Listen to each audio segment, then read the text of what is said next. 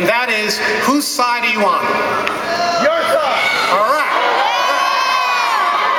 And let me just take one policy matter to illustrate the very sharp difference between me, my opponent, and the party that he represents. We passed this year landmark student loan reform. And I'm very proud to say that I had a very, very large role in writing that legislation, because this is what I know the best. I was a college administrator, and I have spent my entire adult life trying to help people have a shot at the American dream by being able to go to college. So I wrote this legislation with my colleagues, and here's what it does.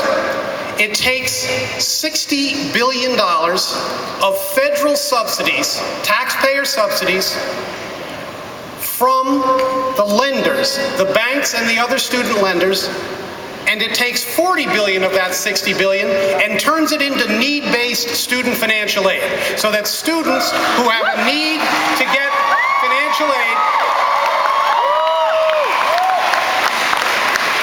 students will have access to grant assistance, not loan assistance, grant assistance, in addition to the loan assistance as a result of this legislation. It also reduces the deficit by $20 billion. Now, if I've got a choice of taking $40 billion and putting it in the hands of needy students so that they can better themselves and in the process better their country, or putting that $40 billion into the bottom lines of student lenders, that's an easy choice for me. That's a very easy choice for me, but guess what? My opponent, when we asked him about this bill, he said for two things. One, he said he didn't know much about it. Didn't know much about it. And then the second thing he said is that once he did know a little bit about it, he would have been inclined to leave the program exactly as it was. In other words, no additional aid for students, and let's keep pouring the money into the bottom line for banks. That's right. That's right. That's what he would have done. And the leadership of his party, John Boehner and Mitch McConnell, have pledged to repeal this legislation if they become the majority party. Now, we cannot let that happen. We cannot let that happen. So that's just one difference between me and my opponent, but it's a difference that affects every single one of you and every single one of the college students all over this country. Now, let me go to the second thing.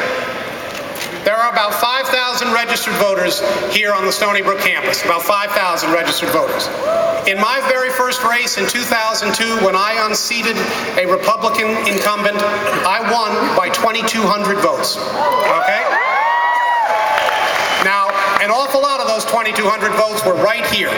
And so my message to you today is that I need every one of those 5,000 votes. Every one. And I need every one of those 5,000 voters to do everything that they possibly can between now and November 2nd to bring more people to the table, because this is a race that's going to be decided by a very small margin, and the decision could be right here in this room. So I need every one of you. So please, over the next 6 days, make sure you vote and make sure you bring as many people to get out to vote and to get out to vote for the Democratic slate as you possibly can. Please do that.